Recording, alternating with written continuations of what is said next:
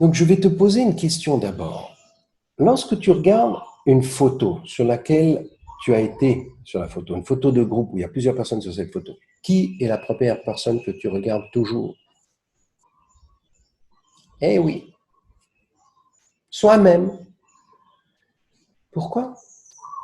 Pourquoi on n'est qu'intéressé par soi?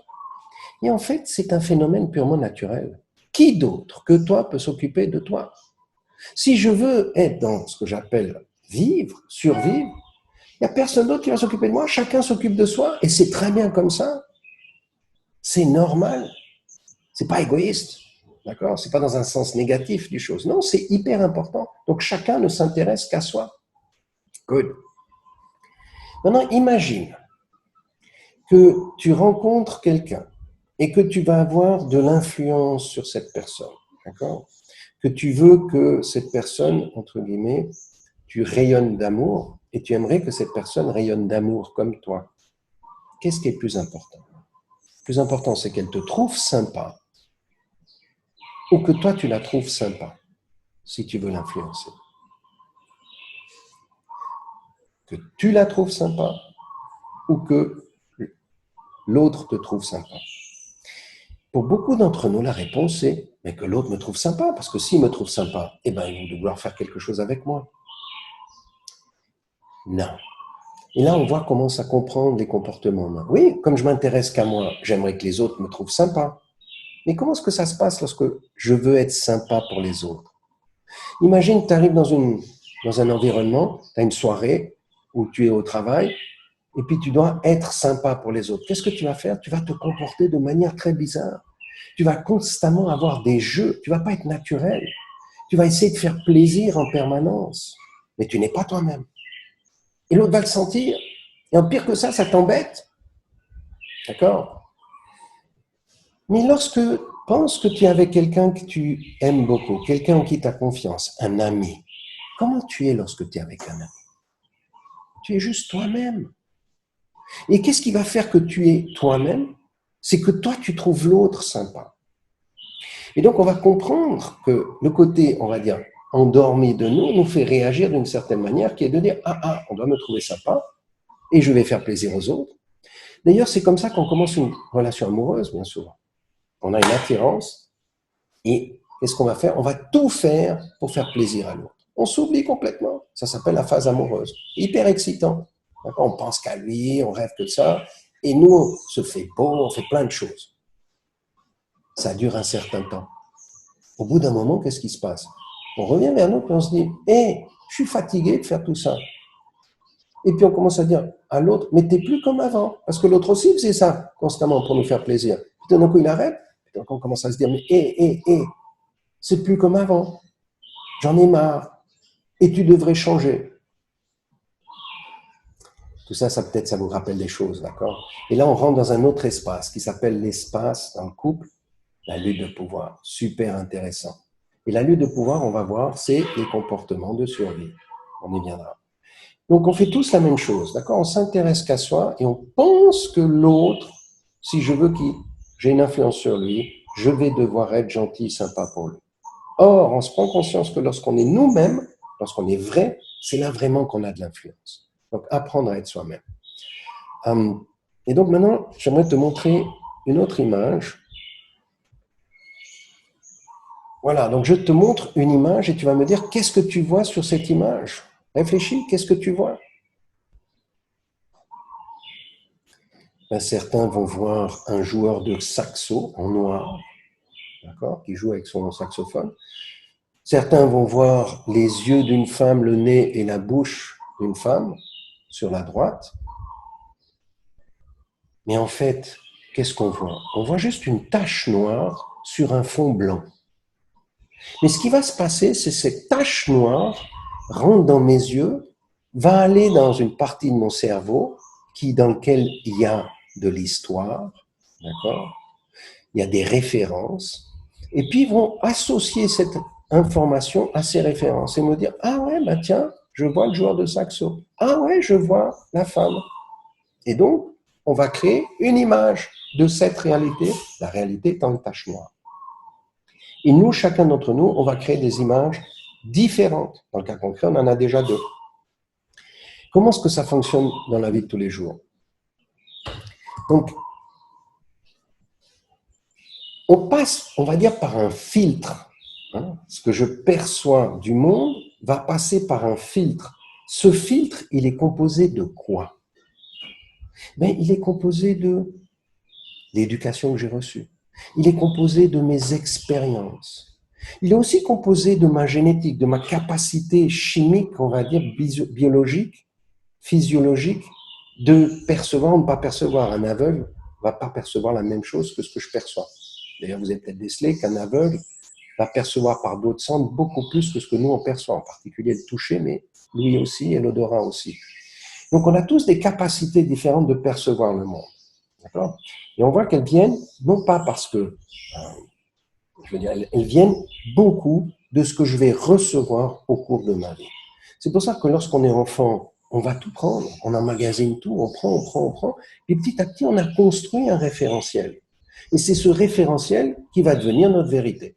Et tout va passer par ce référentiel et me dire, OK, maintenant je comprends la vie comme ça, et grâce à ce référentiel, je comprends la vie.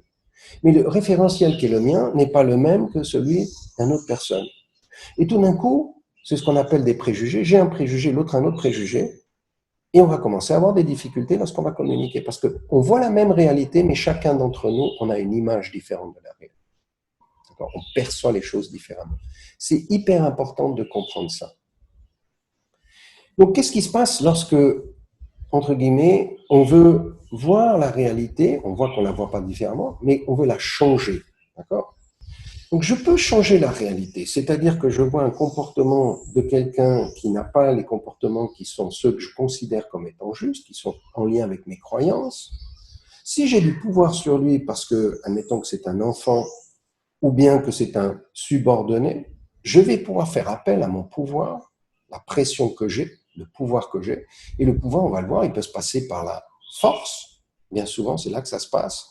Aujourd'hui, on a un gouvernement qui va faire appel à la police, à l'armée, à la force, pour imposer sa manière de voir. Et on a un super exemple avec le coronavirus, si je peux me permettre. Certains d'entre nous voient la réalité d'une certaine manière, ont une image et disent, attention, comme cette réalité-là, il va falloir maintenant se comporter d'une certaine manière. Confinement, masque, gants, et on n'entre pas en relation et on sépare tout le monde. D'autres vont dire, on voit la même réalité, mais on va réagir d'une autre manière. Confinement léger, d'accord? On continue à travailler, on continue à se rencontrer, mais on fait ça en petits groupes. Parce qu'on a un autre système de croyance, un autre système de référence. Dans certaines régions, on va dire, mais si je laisse aller les gens à la rencontre, ils vont se comporter, même si je leur dis ne mélangez-vous pas plus que 5, ils vont le faire. D'autres, on sait que lorsqu'on va leur dire ne mélangez-vous pas plus que 15, ils vont pas le faire. D'accord? Donc, tout ça vient des systèmes de croyance, des systèmes d'éducation. Donc, si j'ai le pouvoir, je peux imposer. Maintenant, quand j'ai pas le pouvoir, parce que la personne en face de moi, c'est quelqu'un comme moi, c'est mon partenaire, c'est quelqu'un comme moi qui est là aussi et qui est venu vivre sa vie. Donc, je ne peux pas simplement utiliser la force. Je dois faire appel à autre chose. Donc, si moi, je veux que tu changes, mais que j'arrive pas à te faire changer, parce que j'ai pas le pouvoir, ça me met dans mon émotionnel. Ça active en moi de l'énergie, des émotions pour que je réagisse. D'accord? Et bien souvent, ces émotions, comme je ne peux pas les exprimer, alors je peux les exprimer verbalement, on verra, ça m'active dans mon espace de survie, ou bien je les emmagasine en moi. Mais pas très agréable. C'est juste, je vais rester dans ce que j'appelle les réactions de survie. Il y a un autre truc qui est beaucoup plus intéressant à faire. Ce truc beaucoup plus intéressant, c'est quoi? C'est de prendre conscience que mon perception de la réalité est construite en fonction de mon référentiel. Et donc, si je change mon référentiel, si je change mes préjugés et que j'accueille une nouvelle réalité, que l'autre, qui a un autre référentiel, m'amène, la diversité, je me nourris, j'évolue, je grandis. Beaucoup plus intéressant. Et si je ne me trompe pas, on est ici sur cette planète pour grandir, pour évoluer constamment. Donc en fait, prendre conscience que j'ai juste des blocages liés aux croyances, liés à mes blessures, liés à l'éducation, liés à mon hérédité, liés à la manière dont je suis construit, et l'autre a autre chose, mais personne n'a raison, On est tous en chemin. Et ce qui va faire qu'on a raison, c'est quand on va se rencontrer constamment et apprendre l'un de l'autre. Voilà les trois solutions qu'on a. Mais la majorité qu'on a, c'est on reste dans la première solution, c'est-à-dire le mode de réaction de survie. D'ailleurs, je vais te le prouver. Qu'est-ce que tu lis là? Écris sur ton cahier ce que tu as lu. Et maintenant, relis calmement. Qu'est-ce qui est écrit? Lis-le à haute voix. Les œufs sont dans le nid. Et je suis sûr que la majorité d'entre vous, vous n'avez pas vu le nid. Pourtant, c'est tellement évident. Mais comme c'est une phrase qu'on se répète constamment, on a des habitudes. Et comme ces habitudes sont là, on ne voit plus la réalité. On voit juste ce qu'on a envie de voir. Chacun perçoit ce qu'il a envie de voir. Hyper important. Lié à nos habitudes. Alors, nos habitudes, là, tu as une image qui représente une petite expérience qui a été faite avec des singes. Qu'est-ce qu'ils font? Dans un vase, on va mettre une banane. Les singes ont faim, ils voient la banane dans le vase, ils veulent mettre la main dans le vase, ils arrivent à rentrer la main, mais lorsqu'ils prennent la banane, ils veulent la sortir, ils n'arrivent pas. D'accord? Parce que la main n'est plus là. Et qu'est-ce que va faire le singe? Il va essayer. Il va répéter le même comportement. Quitte à se faire mal, il ne connaît pas autre chose. D'accord? Évoluer, c'est la capacité de revoir, de voir une situation et de dire, tiens, je vais faire différemment. C'est ça, l'évolution. L'humain a cette capacité. Qu'est-ce qu'on peut faire? Très facilement, on va se dire, OK, je peux casser le vase. Ou, mieux encore, je retourne le vase. L'humain a cette capacité. C'est ça qui a fait, parce qu'on a une capacité d'adaptation très forte, très rapide, c'est ça qui a fait qu'on a pris le pouvoir sur cette planète très rapidement sur tous les autres animaux. D'accord? Parce qu'on a une capacité d'adaptation hyper efficace, beaucoup plus efficace que les autres. Donc, on va continuer à s'adapter dans tous les changements.